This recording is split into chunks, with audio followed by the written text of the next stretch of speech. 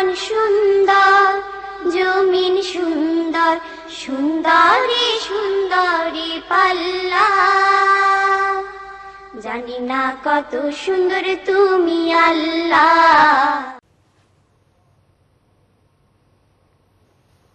আসসালামু আলাইকুম রহমতুল্লাহি ওয়া বারাকাতুহু। প্রিয় ভাই বোনেরা, ফিরে আসলাম আমাদের প্রিয় অনুষ্ঠান জীবন জিজ্ঞাসায়। আশা করছি আপনারা আমাদের সাথেই আছেন। আমরা আজকে 3টা সেগমেন্ট করছি। এর ভিতর আলোচনার জন্য আমরা সাধারণত 3য় সেগমেন্ট বরাদ্দ রাখি। আজকে 2য় সেগমেন্টে আমরা আলোচনা করব। আলোচনায় চলে যাচ্ছি আমরা। আলোচনায় যাওয়ার আগে আমাদের মনে হয় সম্ভবত 2টা কল নিচ্ছি, একটু সময় আছে আমাদের, এরপরে আমরা আলোচনায় চলে যাব। 2টা কলার ওয়েট করছেন অনেকক্ষণ ধরে। আসসালামু আলাইকুম কলার। হ্যালো। হ্যালো জি, আপনার প্রশ্ন বলেন। আমার ফার্ম চোখে সবসময় টুইচিং করে, তো ওইটা কি কোনো ব্যাড লাগে যখন করতেছে? ওইটা জানতে চাইছিলাম। আর যদি হয় আমি কি পড়তে পারি? Twitching. I know. I understand. All right. If you feel comfort, then you can speak in English. আচ্ছা, ঠিক আছে। Okay, no problem. Okay. Thank you, sister. Thanks. Bye. বেশি বেশি করে টুইটার ইউজ করে বা টুইট করে, জি, এটা কি কোনো সমস্যা হবে কিনা? সুন্দর প্রশ্ন।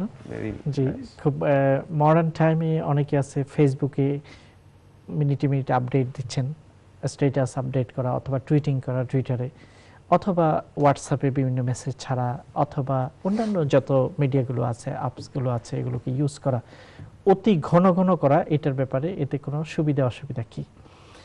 উত্তর হলো, টুইটিং করা, লেখা বা কোনো কিছুকে আপডেট করা, এটা হচ্ছে ঠিক ওইরকম যেমন বেশি কথা বলার মতো। যেমন আপনি যদি কথা বেশি বলেন, সেটা যদি ভালো কথা হয় তাহলে, রিওয়ার্ডিং কথা যদি হয় তাহলে ভালো, সেটাতে আপনি সওয়াব পাবেন। আর যদি সেটা অপ্রয়োজনীয় কথা হয়, না বললেও চলতো এমন যদি কথা হয়, তাহলে সেটার জন্য আমাদের মর্যাদাহানি ঘটে। আপনি দেখুন, কোনো একটা মজলিসে বসেছেন, কিছু মানুষের সাথে কথা বলছেন, যদি অতিমাত্রায় আপনি বক করেন, তখন দেখা যাবে যে আপনার যে মর্যাদা, আপনার যে একটা ব্যক্তিত্ব, সেটা হ্রাস ঘটবে। আর প্রয়োজনীয় সুন্দর সুন্দর কথা যদি আপনি বলেন, তাহলে এতে করে আপনার মর্যাদা উপরে হবে। মানুষের কথা এমন যে একটি কথা তাকে তার মর্যাদা আকাশে তুলতে পারে, আবার একটি শব্দ, একটি ওয়ার্ড, একটি সেন্টেন্স তাকে পাতালে নিয়ে যেতে পারে। এই কারণে কথা বেশি বলার যে বিধান, টুইটিং, ফেসবুক স্ট্যাটাস, হোয়াটসঅ্যাপ অথবা অন্যান্য মাধ্যমে, সামাজিক যোগাযোগ মাধ্যমে বেশি প্রডিউস করা একই রকম, অনেকটা একই রকম। যদি ভালো এবং রিওয়ার্ডিং, গুরুত্বপূর্ণ কোনো কথা বা কথা আপনি বলেন, তাহলে এতে মর্যাদার বিষয় আছে। আর সেটা যদি অপ্রয়োজনীয় হয়, অহেতুক হয়, এতে করে সময় নষ্ট হলো, ব্যক্তিত্বহানি ঘটলো, আর যদি ক্ষতিকর হয়, তাহলে তো সেটার কোনো সুযোগই নেই। তাহলে 3 রকম কথা আমরা বলে থাকি, যেটা উপকারী কথা, অথবা অপ্রয়োজনীয় কথা, অনুপকারীও না বা উপকারীও না, কথার কথা। আরেকটি হলো অনুপকারী, হার্মফুল। তাহলে বেনিফিশিয়াল কথা, রিওয়ার্ডিং। তারপর কথার কথা আছে যেগুলো ইউজলেস কথা, এগুলো ইমানদার বলতে পারে না। অ্যাকর্ডিং টু সূরা আল মুমিনুন, আল্লাহ সুবহানাহু ওয়া তাআলা বলছেন, যারা সফল সাকসেসফুল বিলিভার্স, তাদের কতগুলো পরিচয় আছে। একটা পরিচয় হলো ওয়াল্লাযীনা হুম আনিল লাগবি মুরিদুন, যারা ইউজলেস কথা বলে না। ইউজলেস, অপ্রয়োজনীয়, অর্থহীন কথা যারা বলে না, যদি এটা অনুপকারী না অথবা সেটা উপকারী না, ইউজলেস, এরকম কথা বলে না। ভেইন টক। সো ভেইন টকের যে বিধান, একইভাবে ভেইন টুইটিং এরও একই বিধান, same ruling applied for both. দুইটার জন্য একই বিধান আসবে। এই জন্য যে বোনটি প্রশ্ন করেছেন যে অনেকে আছে সময় নষ্ট করে, এটা হচ্ছে এডিকশন। এখনকার বয়স্ক, ইয়াং, টিনেজ, একটা হচ্ছে ডিভাইসেসগুলো হচ্ছে একটা এডিকশন। প্রয়োজন অপ্রয়োজন হোক, খুঁটাখুটি করা, নড়াচড়া করা, এটাই একটা এডিকশন হয়ে যায়। প্রয়োজন ছাড়া যদি হয় সেটা ক্ষতিকর, এটা বলা যাবে না। এই বোন চমৎকার প্রশ্ন করেছেন, এটার মাধ্যমে আমরা ওই কথাগুলো বলতে চাই। অনেকে আছেন যে ফেসবুকে শুধু আপলোড করছেন, স্ট্যাটাস দিচ্ছেন, কি জন্য দিচ্ছেন, কেন দিচ্ছেন, কি উপকার, সেটা কখনো চিন্তা করেন না। এমন ঘরোয়া ছবিগুলো নিজের স্ত্রী অথবা নিজের পরিবার, তাদের সাথে হলিডেজ ছবিগুলোকে পাবলিকের জন্য ওপেন করা, এটা একটা ব্যক্তিত্ব সম্পন্ন মানুষের কাজ হয় না। কারণ এটা হচ্ছে নিতান্ত আপনার জিনিসগুলোকে আপনি সকলের জন্য করতে পারেন না। তো এই জন্য আমরা বলবো যে হ্যাঁ, এই যোগাযোগ মাধ্যমগুলো খুবই উপকারী, খুবই দ্রুত, খুবই কুইক ইনফরমেশন পাস করার একটা উপায়, তবে সেটা যেন ভালো কাজে ব্যবহৃত হয়, সেটার জন্য খারাপ কাজে ব্যবহার না। আপনি কোনো কিছু শেয়ার করেন, টুইটিং করেন, সেটার যেন কোনো ভালো মেসেজ থাকে। এই জন্য অপ্রয়োজনীয় এবং অনর্থক কথা এবং কাজ থেকে আমাদেরকে দূরে থাকতে হবে। ধন্যবাদ বোন আপনাকে। জি, আমরা চলে যাচ্ছি আলোচনায়। আমাদের আজকের আলোচনার বিষয় হচ্ছে মান্থ অফ রবিউল আউয়াল। আমরা চলে যাচ্ছি আমাদের সম্মানিত শেখের কাছে। ধন্যবাদ। মান্থ অফ রবিউল আউয়াল, আরবি মাস অনুযায়ী মুহররম, সফর, রবিউল আউয়াল ৩য় নম্বর মাস। এই মাসটির ইসলামিক রুলিং এর দিক থেকে অথবা ইসলামিক কোনো আমলের দিক থেকে বিশেষ কোনো আমল এই মাসে নেই। অর্থাৎ এই মাসের যে এটা রোজার মাস এমন নয়, এই মাসটি সাদাকার মাস এমন নয়, অথবা এই মাসটিতে স্পেশাল কোনো নামাজ এরকম নয়। যেমন রমাদান রোজার মাস, মুহররমে নফল রোজা আছে, জিলহজে 9 তারিখ নফল রোজা আছে, 1 তারিখ থেকে 9 তারিখ পর্যন্ত, অথবা বিশেষ কোনো ইবাদত, এরকম কোনো মাস নয়। তবে এটা ঐতিহাসিক মাস। ঐতিহাসিক এই জন্য যে ইতিহাসের লেখকগণ অনেকেই বলেছেন যে এই মাসটি হলো আল্লাহ নবীর জন্ম মাস এবং অফাত বা বিদায়ের মাস। এই কারণে এই মাসটি হিস্টোরিক, গুরুত্বপূর্ণ। আবার এই মাসের সোমবারে আল্লাহ নবী জন্মগ্রহণ করেছেন এবং বিদায়ও গ্রহণ করেছেন। আল্লাহ নবী সোমবারে জন্মগ্রহণ করেছেন, সেটা তিনি বলেছেন। এটা আল্লাহ নবী সপ্তাহের যে জন্মদিনটি, ওইটা তিনি রোজার মাধ্যমে উদযাপন করেছেন। কিন্তু ইয়ারলি যে দিনটি আসে, অর্থাৎ যদি এটাকে আমরা 12ই রবিউল আউয়াল ধরি, তাহলে প্রতি 12ই রবিউল আউয়ালে বিশেষ কোনো কিছু করেননি, তার কোনো প্রমাণ নেই। সালফে সালেহিন অর্থাৎ সাহাবায়ে কেরাম, তাবেঈন বা আইমে মুজতাহিদিন, তাদের থেকে এরকম কোনো প্রমাণ নেই। পরবর্তীতে এই বিষয়টা যোগ হয়েছে যে 12ই রবিউল আউয়াল আল্লাহ নবীর জন্মদিন, এই দিনে বা এই মাসে আল্লাহ নবীর জীবনী ইত্যাদি আলোচনা হওয়া উচিত।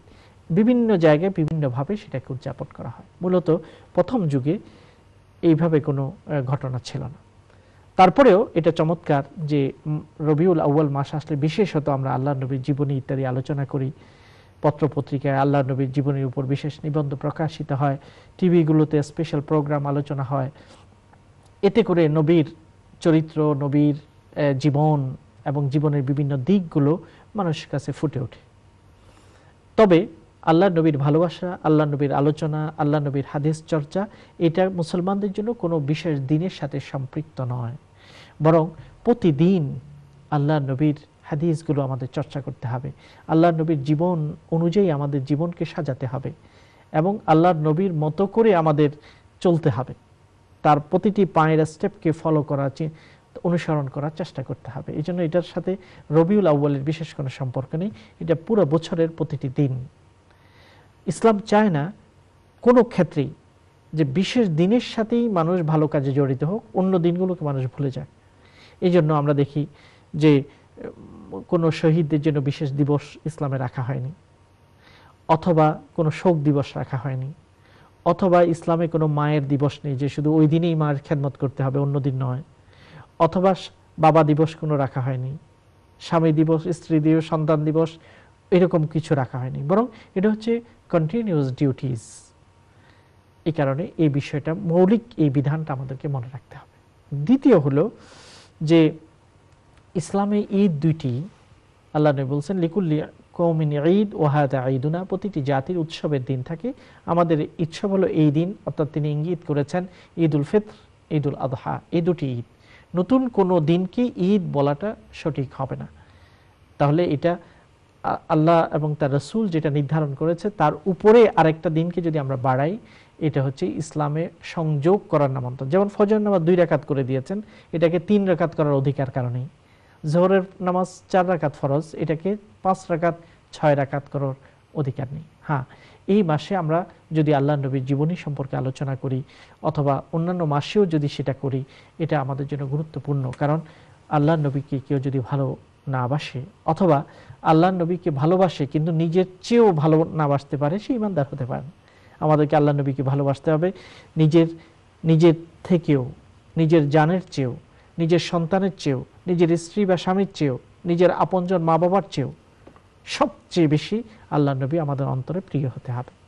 এবং তাকে প্রিয় বানানোর একটি উপায় কোরআনের ভাষায় সূরা আল ইমরান, কুল ইন কুনতুম তুহিব্বুনাল্লাহ ফাত্তাবিউনি, আল্লাহকে তোমরা ভালোবাসতে চাও তাহলে তোমাদের একটাই উপায়, রাসূলকে অনুকরণ করতে হবে। তিনি যেভাবে বলেছেন, যেভাবে করেছেন, পরিপূর্ণ অনুকরণ করার তোমরা চেষ্টা করতে হবে। হ্যাঁ, এটাই হবে আমাদের শপথ। আমি আজকে আল্লাহ নবীর উপর, আল্লাহ নবীর জীবনী বলতে আল্লাহ নবীর কথাগুলোকে হাদিস বলা হয়। এই হাদিসের সবচেয়ে অথেন্টিক কিতাব, মুসলিম উম্মার কাছে গ্রহণযোগ্য কিতাব হলো সাহিহ আল বুখারী, আল জামি' সাহিহ লিল ইমাম আল বুখারী।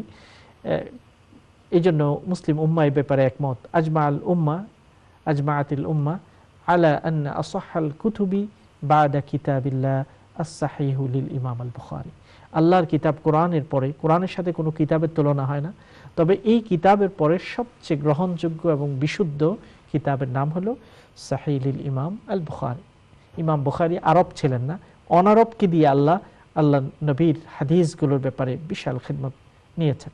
ইমাম বুখারীর প্রথম চ্যাপ্টারটি আজকে আপনাদেরকে বলবো, যে প্রতি বছর মাহে রবিউল আউয়াল আসে যায়, হয়তো আমাদের অনেক জায়গায় খাবারের অ্যারেঞ্জমেন্ট করা হয়, গরু জবাই করা হয়, মিষ্টি বিতরণ করা হয়, আমরা খাওয়ার মাধ্যমে নবীর দিনটাকে পালন করি বা মাসকে পালন করি। কিন্তু সবচেয়ে গুরুত্বপূর্ণ পদ্ধতি হবে যে আল্লাহ নবীর প্রতি বছর আল্লাহ নবীর জীবনের উপর, তার হাদিসের উপর একটি কিতাবকে আমরা সিলেক্ট করে পড়ি, জ্ঞানের মাধ্যমে আমরা আল্লাহ নবীকে স্মরণ করি, তার জীবন সম্পর্কে জানি। তাহলে আপনি যদি 60 বছর হয় আপনার জীবন, প্রায় আপনার ঘরে আল্লাহ নবীর হাদিস বা আল্লাহ নবীর জীবনের উপর প্রায় 60টি বই একত্রিত হয়ে যাবে, একটা লাইব্রেরি হয়ে যাবে।